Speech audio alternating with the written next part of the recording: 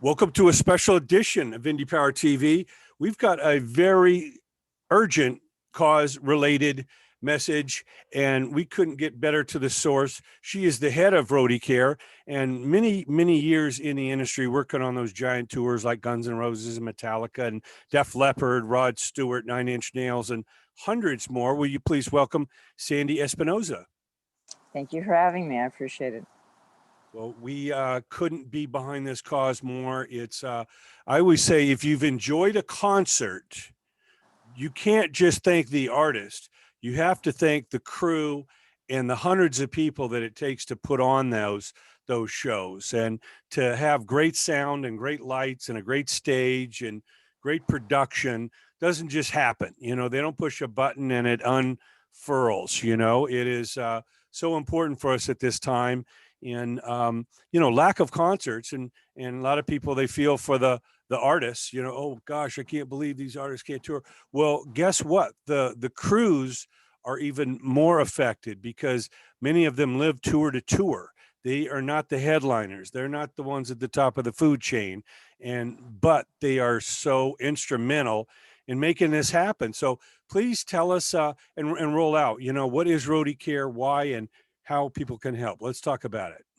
Okay, great. Roadie Care is there to take care of the crew.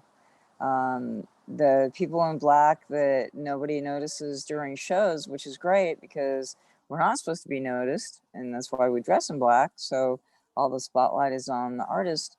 That works out great during a show. It doesn't work out so great during a pandemic. We have 6 million people out of work in America, approximately 12 million out of work worldwide. The Save Our Stages bill that went through, that they were able to get a lot of money for that. People are under the idea that that took care of crew. It didn't at all. None of that trickled down to us. What it basically did was paid rent on venues, empty venues, and it paid management, but it didn't pay guitar techs, and it didn't pay drum techs or lighting techs or audio engineers. Didn't pay anybody like that. So I'm working with Washington to hopefully be able to do something about that. But as of right now, we're kind of on our own, and not everybody gets unemployment. Not everybody gets, any sort of assistance. A lot of people aren't getting anything at all just because unemployment is either messed up or the way they were paid. A lot of people are not eligible for PPP. They're not eligible for any of the government, options that are out there to help people. So they're stuck and they're hungry and they've got families to feed, and it's a mess. And Roadie Care came into being a year ago, really, previous to Roadie Care. I've been taking care of people for probably about 30 some years. I was the only woman with the third largest lighting or sound. Well, we did lighting for a while, but it's the third largest sound company in the world, which was Electrotech Productions. And with being the only woman with 800 guys approximately in 3 shops, I was always the one that took care of everybody's problems. So when the pandemic started, I was getting phone calls going, what do we do here? What do we do there? I even fielded one this morning about somebody's unemployment and sending him to a senator to go ahead and try to get that unraveled. So since I am pretty connected to the different other charities and ways to take care of problems, eventually I just went ahead and started Roadie Care as sort of a one-stop shop for referrals for mental health, referrals for other things that we don't take care of, and also for feeding people. Somebody asked me, if you had to describe what you did to a 5-year-old, what Roadie Care does, how would you describe it? And I said, well, basically it's taking care of problems and feeding people. And that would be, I guess, probably the best way to describe what it is that we do. Well, so important. There's never been anything like this, and nobody had any notice. It wasn't like we had a couple months to prepare for this. It just all of a sudden, a year ago now, everybody just said, hey, the tours are canceled. We're shutting everything down. It was certainly unprepared. Now, I know obviously there's a new stimulus bill going through the House and passed in the Senate. Is there any hope that any part of that relief can be made to the crews? That is a good question. The stimulus amount, from what I understand, the 1,400, some people made over that depending on what their tax return was, and some people didn't. So that's a good question. I don't know, and neither does anybody else. So I guess they're just waiting to see if they get a check or not, you know, and that's a $1,400 one. The rest of the stuff, I guess it depends entirely on their individual situation, but there's nothing that is just, there's nothing like NEVA. And I respect them, don't get me wrong. I think it's great that they were able to get what it is that they wanted. Just like the other groups that had worked on getting what they wanted. And in some cases they did well, and in some cases they didn't do as well as they wanted. But I'm, as far as I know, pretty much the only one that's out there doing exactly this. Maria Brunner does a great job in feeding people. She does it in a different way. She goes to different places and does like a food drive every weekend in different big cities. What we do is we take care of people that don't have a food bank or don't have anywhere else to go. They're not able to, they're not in a big city. They might be in Montana. They might be anywhere that there isn't necessarily somewhere as an option for them to go to get food. And that's what we do. So we're a little bit different. Maria does great work and in the food drives, but the people that we serve are mainly people that aren't able to get to any food in any other options. And we send them a card, and that way they can take it to the store that we send them the card to, and either or have it delivered. There's a lot of people that haven't left since, it'll be a year ago on March 13th. It'll be an actual year. And they haven't left the house since then because maybe their spouse has got an immune problem, or maybe they do, or they have children, or whatever the reason is. So they can have the food delivered in that way. It just depends entirely on the person. Let's talk about 313, because I know there's the announcement we're making that on that date, the 13th, which is usually an unlucky day, you know, we need to recognize the anniversary of this this disaster, and get everyone to reach out to more and more people to get them involved. Can you break down what you want to initiate everyone to do on the 13th?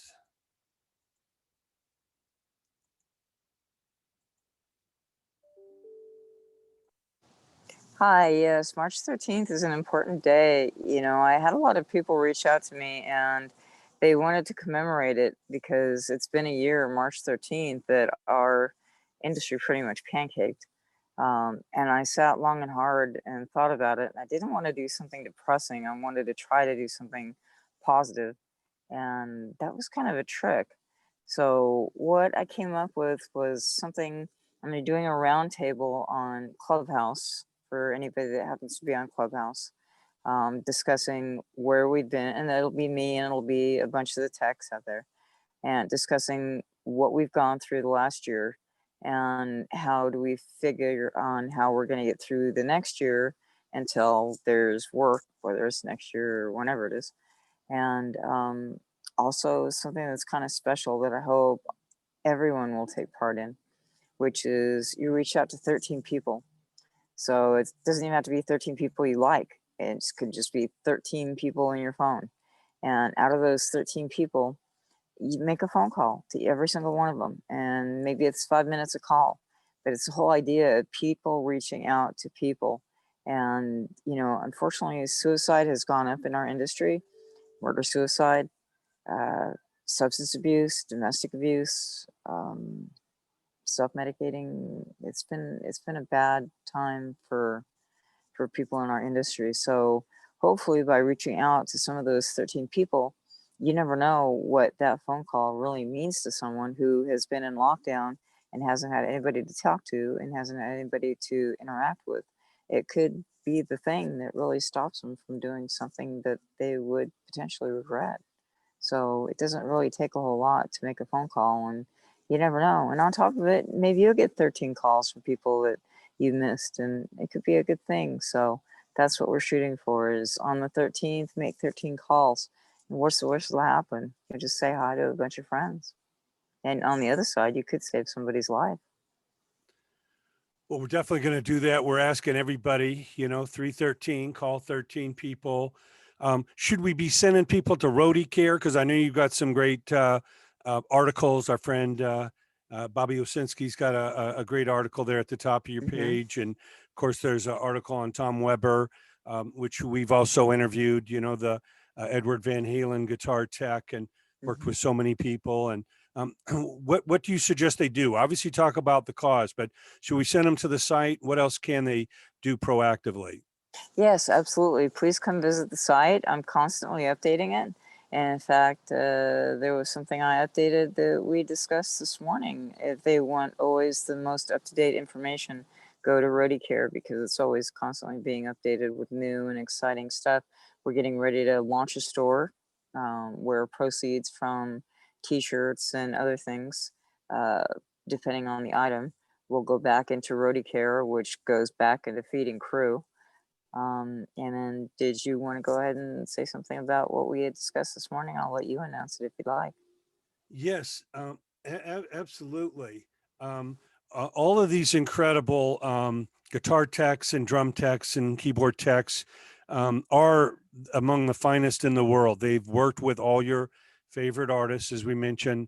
Tom Weber worked on two of the huge Van Halen reunion tours, and he was working with Poison and was poised to do the big summer tour with Motley Crue and Def Leppard and Poison and Joan Jett. And so many of these people are making themselves available to work on your guitars, work on your bass, work on your keyboards, and they are able to give you a certificate that this, guitar was worked on by Edward Van Halen's guitar tech, or CC DeVille's, or Def Leppard, or whoever they work with. This is a certificate of authenticity, but most importantly, this is enabling you to do business way higher levels than you would normally be able to do. These guys are normally on the road most of the year and working with the highest of caliber of performers.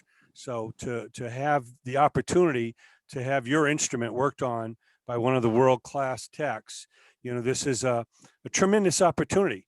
And I'll let you fill in the gaps on that, Sandy. It's very exciting because for two reasons. One, like you said, it allows people who normally wouldn't be able to get the access to the A level techs to in all genres, everything from metal to pop, rock, you name it. Um, Steve Cohen, who is was Geddy Lee's bass tech for a while, he's available. He also does the Eagles. He also does Bob Seger's band. He does a lot of stuff. He's available. Tom Weber is available. Danny O'Neill, who takes care of Matchbox 20, and he's been out on Slayer and out on so many other bands as well. He's available. I have techs from every genre, like I said, metal, pop, rock, you name it. And it's a win-win for everyone because the general public doesn't normally get to have this caliber of tech work on their gear.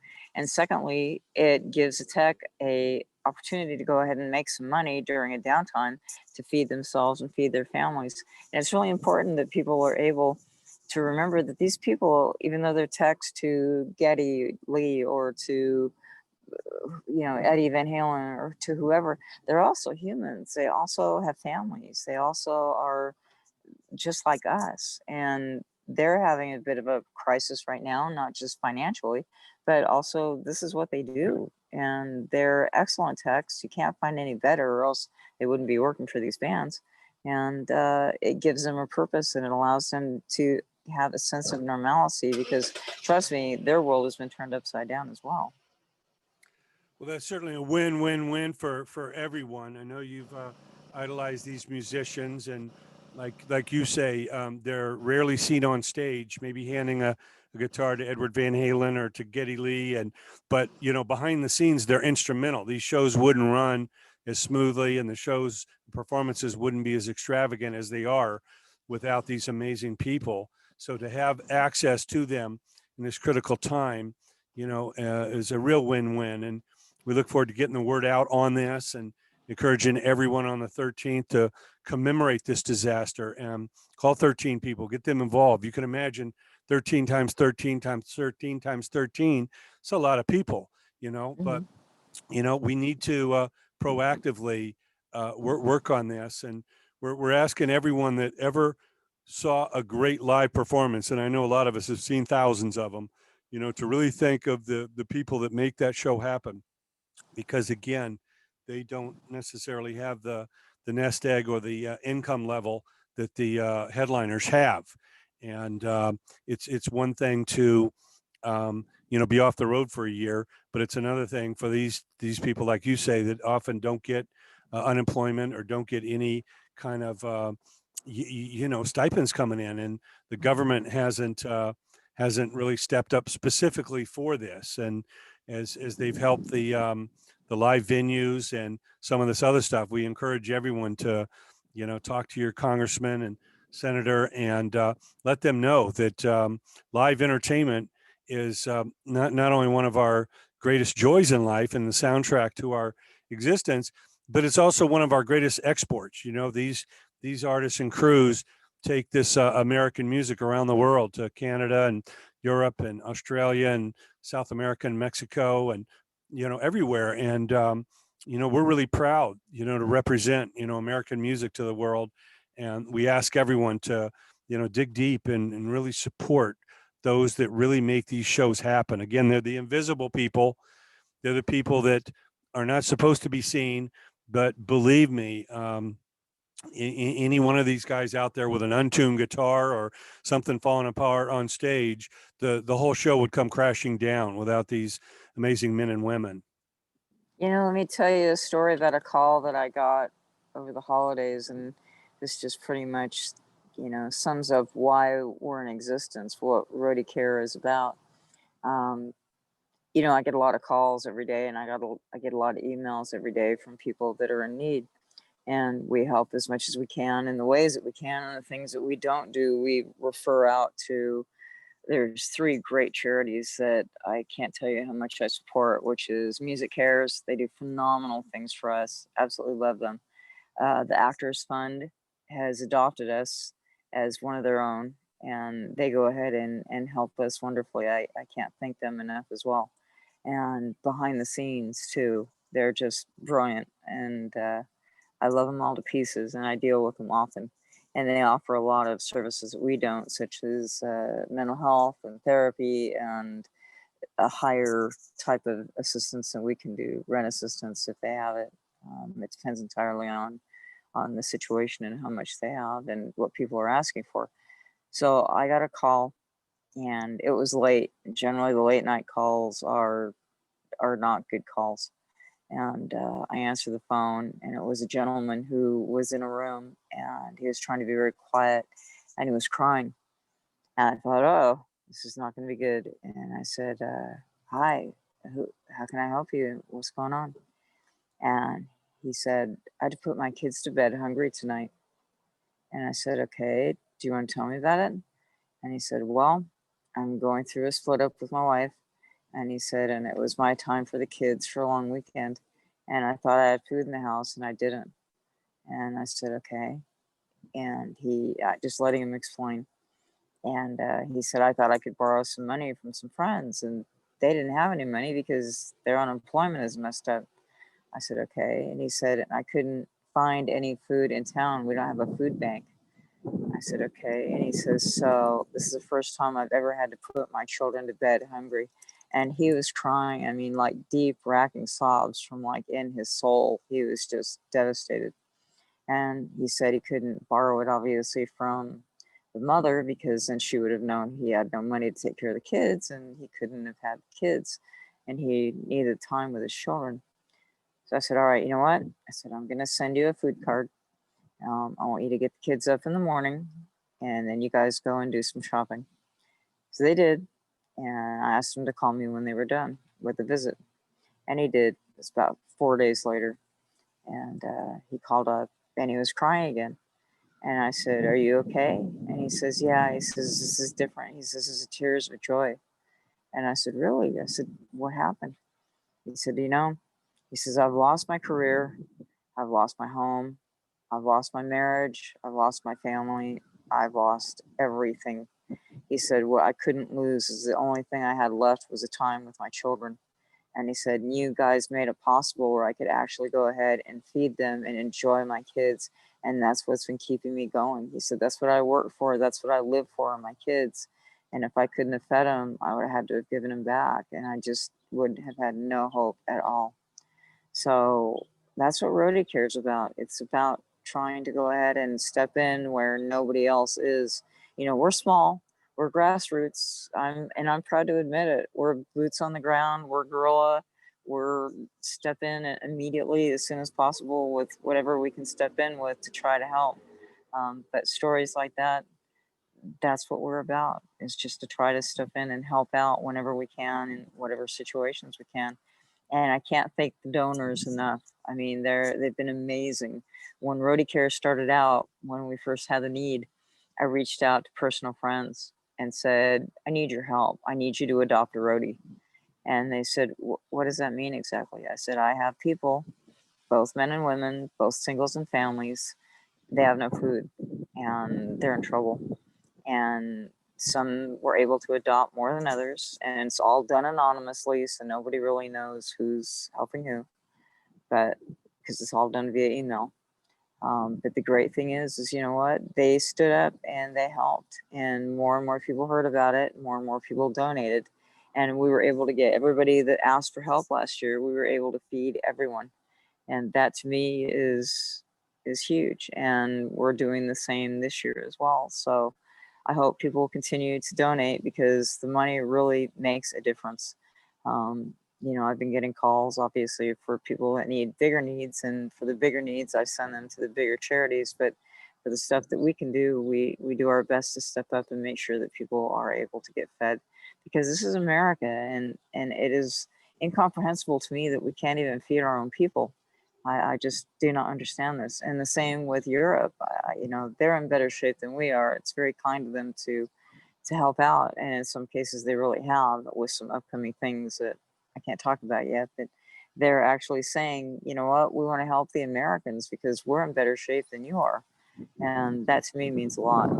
So hopefully people will continue to help, and I hope actually maybe this will spur some towns that don't have food banks to go ahead and do food drives or put together a food bank, so there's always some food available for people like that gentleman who had his kids, that he never has to go into a panic about not being able to feed his children just so he can spend a few days with them.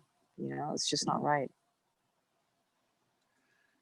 Yes, well, we can't stress the importance enough, for all of us that love live music, and it has been the really the most important revenue stream for these artists for the last couple decades. As physical products have dried up. The tours are everything for them, and the people that they employ when they're on the road is so important to put on these great shows and have all these exciting memories.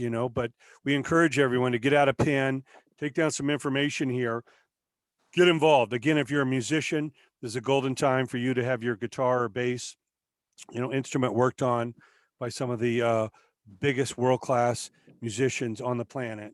And we want you to again write this down. It's roadiecare.com. That's ROADIECARE.com. The toll-free number is 888-722-9007. Again, 888-722-9007. That, of course, is on the site. Go to roadiecare.com. They'll be posting more information on this instrument opportunity to have it be worked on by, by the greatest of the great. And again, March 13th, which is coming up in just 11 days, mark it down. It's only days away. Please get everyone to reach out to 13 people and stress that the show must go on. While these shows are stopped, the crews that make these incredible sound and lights and effects and production that you see at these arena shows and outdoor amphitheaters during the summer and these big stadium shows. There's a lot of people it takes to put on these, and these people are in need. You know, the government, especially our last administration, was very unsupportive of the arts, and you know, we're trying to catch up, and hopefully in this new stimulus package, there can be carved out something for these crews. But we need to act right now, and I know Sandy Espinoza and her team are doing an amazing job, and we want to definitely recognize the um, men and women that lay it down every day on the road, you know, to put on the world's greatest entertainment. And Sandy, can you talk a little bit about our friend Tom Weber? I know everyone knows him for his incredible work with Edward Van Halen and the mighty Van Halen on their final farewell, the 2015 tour, which is their final tour, and of course the 2007 tour before that. But more importantly, all the great work that he's done, and the urgent need that Tom has for more than just food. Yes, Tom's in definite need, as is Danny O'Neill, one of his closest friends. They're both in danger of losing their houses. Tom, because of a situation with his landlord, is about ready to lose his business as well, because of them upping the rent and trying to get him to pay for things that had nothing to do. The building was sold, so he's in sort of desperate circumstances. He's raising his granddaughter. He is seriously one of the finest human beings I know, and just an absolute jewel. And he's got a family. Obviously, he's not working. He's not out. Eddie was planning on going out this year and wound up not happening. And then, of course, he was going to go out with Poison, and that stadium tour is not happening. So, you know, his income is shredded. So that's why Tom and I were discussing and came up with this idea of all the techs, the world-class techs, of being able to figure out a way that they can make some money and still keep some dignity and still do what it is that they do best, and let other people go ahead and enjoy, you know, their world-class work. Definitely Tom needs as much assistance as he can possibly get. And I know he's been talking about Danny O'Neill, who is a close friend as well. Danny is in the same situation. They're trying to take his car away. They're trying to take his home away. He has a daughter with a medical condition that needs to go to the hospital constantly, or the doctors. And because of financial situations with, again, unemployment, getting hung up, you know, everything is everybody's counting pennies, and there's only so many pennies when you have to decide, do we pay the gas bill, or do we pay the mortgage, or what do we pay, because there's just not enough to go around for everything. So I know that Tom's been pushing people to understand Danny's situation as well as his own. They're both on the GoFundMe site, which is actually on the Roadie Care site, so you can learn more about both of them. But Tom is probably one of the finest men I know. He is just an absolute jewel, has a sense of humor like nobody else, funnier than all get out, has some of the best jokes ever. And currently, I understand, I talked to him this morning, they're flooding in his area, and he's a little concerned if it's going to wind up flooding into his basement, along with everything else that he's got going on. I guess that river is, they're having to go in and out the back way to get out of his house, otherwise he can't get out. So it's a little crazy where he's at. Just what he needs on top of everything else, right, is the weather. Yeah, no, it's heartbreaking to hear. I mean, his story of building that incredible, you know, guitar manufacturing facility and repair shop that he planned to retire, you know, with, you know, you can only be on the road, you know, so long. You know, at some point, you've got to, you know, bring it back home and do your work, you know, from the, you know, the home base. And you know, Tom's whole existence, you know, is being threatened, and it tears at our heart to hear that. And we've made donations. We encourage everyone to donate to Tom's GoFundMe. There's links, you know, on roadiecare.com for that. Um, you know, not everyone is in the severe case that he is, but likewise, a lot of people are being threatened, you know. Yeah, this year was going Ways. to be a huge year for everybody. You know, I can't tell you how many people this year and next year were going to be nonstop Tom, I know, wasn't going to be home at all this year. He had Van Halen back to back with Poison, the Left tour, that big tour. I mean, I think he was going to be home all of like a week. So this was going to be the year he was going to be able to pay off his house and, pay off the business and, the building, the whole 9 yards and next year as well. And then pretty much, everything would have been great. I have so many friends that the next 2 years, this year and last year, even, these 3 years, honestly, were going to be the years that people put money into their retirement. People bought their houses finally out. They were able to pay them off, put their kids in college, pay off the college, whatever the situation was. And last year, on the 13th, just the industry totally pancaked. So that didn't mean the bills went away, not by any measure, or the kids' college tuitions or school tuitions or, mortgages or anything else. So all of us are in the same boat as anybody who works for the city or works for McDonald's or works for, we're no different than anybody else's. Our job just happens to be a little bit different. We happen to go out on the road sometimes for months at a time, but it doesn't mean we're any different than anybody else, and we still have the same bills. And certainly when you lose your job, the bills don't go away. And we're coming up on the second year. And trust me, people want to work.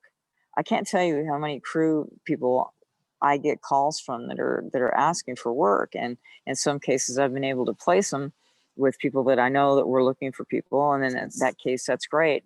But seriously, I've got one of the best LDs I know that's out there driving for Amazon. And that's fine for him. But they've also turned down a bunch of other crew members because they only needed so many Amazon drivers. The same with Walmart, the same with Target. How many stocking people do they need to put up, cans of corn or whatever?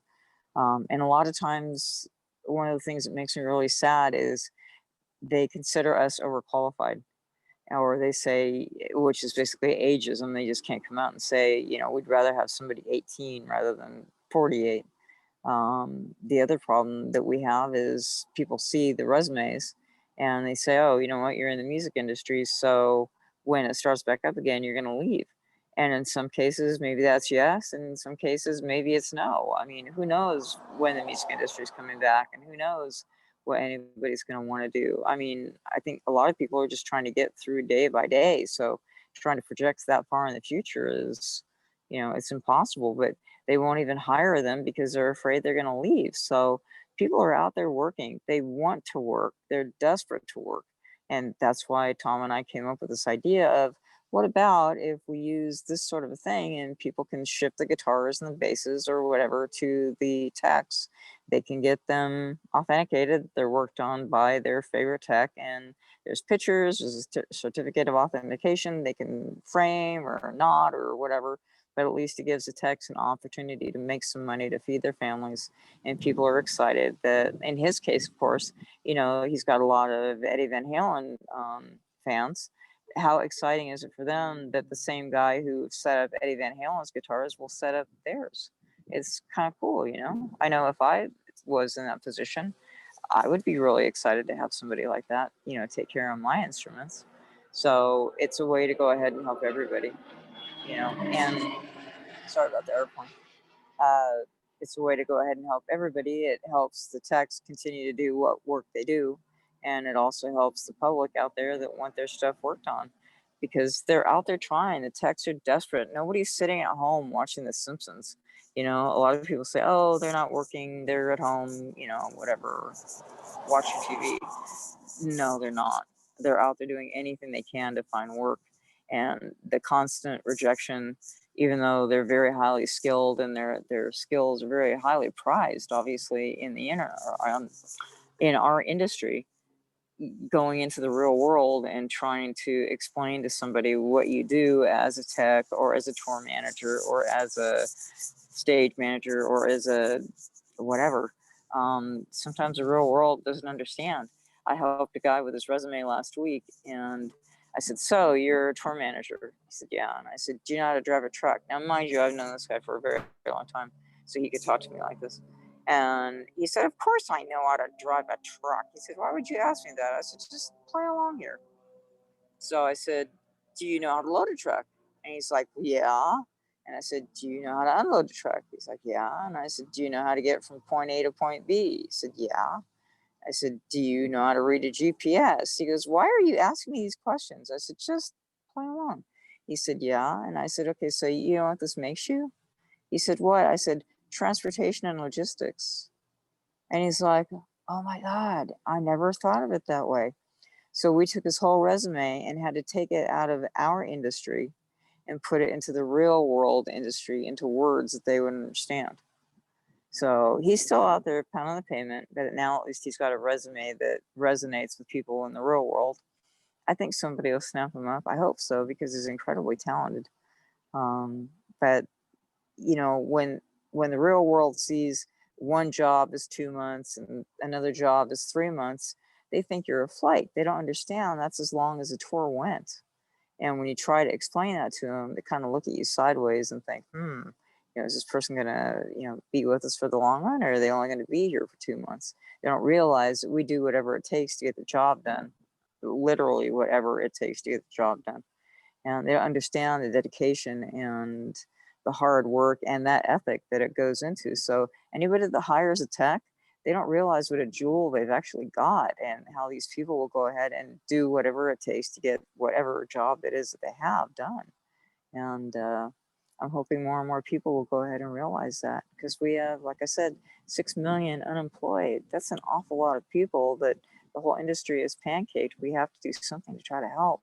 So if anybody out there happens to have any leads on work, feel free to reach out to me, because trust me, I have plenty of people that would be more than happy to go ahead and take those jobs. And they're highly skilled and they're very motivated and they want to work. Well, yeah, no, that's the perfect idea. Translate their skills into, the general working world. You've never seen more hardworking people than the people that uh, put up that stage and lighting and sound every night. Put on an incredible show, have to dismantle and bring all that gear down, put it in the trucks, drive to the next city, set it up the next morning. I mean, it is one of the hardest working crews and jobs I've ever seen. So there's no question about the work ethic. There's absolutely no room for slackers, in the live entertainment world. So, these are hardworking people that just want to, deliver the goods and do whatever they need to do to earn a honest wage. Sandy, we can't thank you enough for all the work that you've done, all the work that you continue to do. We look forward to getting the word out on not only roadiecare.com, but of course, March 13th coming up. You need to call 13 people and network. Let's get the whole country and everyone supporting. A little support from everyone goes a long way. It really adds up exponentially. And of course, we're announcing here first the opportunity to have your guitar, bass, or instrument worked on by your favorite artists, techs. These are the top of the world class, arenas. So please reach out to Roadie Care. Sandy, she's so easy to work with. We appreciate everyone doing a little part, and we can't wait to do more. And Sandy, you've been such a pleasure to deal with. We can't wait to help more and more of these techs. And God bless you for all the work that you've done. And we look forward to staying in touch with you. And please, any more information you can give us, we'll definitely get it out to the people. Absolutely. Thank you so much for caring. I can't thank you enough. It's been joyful to speak with you and your audience. And thank you really, truly for caring. It means a lot, not just to me, but also to everybody else. It's nice to know that somebody cares. And it's a cold world out there, man. It's nice to know that people do care, and thank you for everything.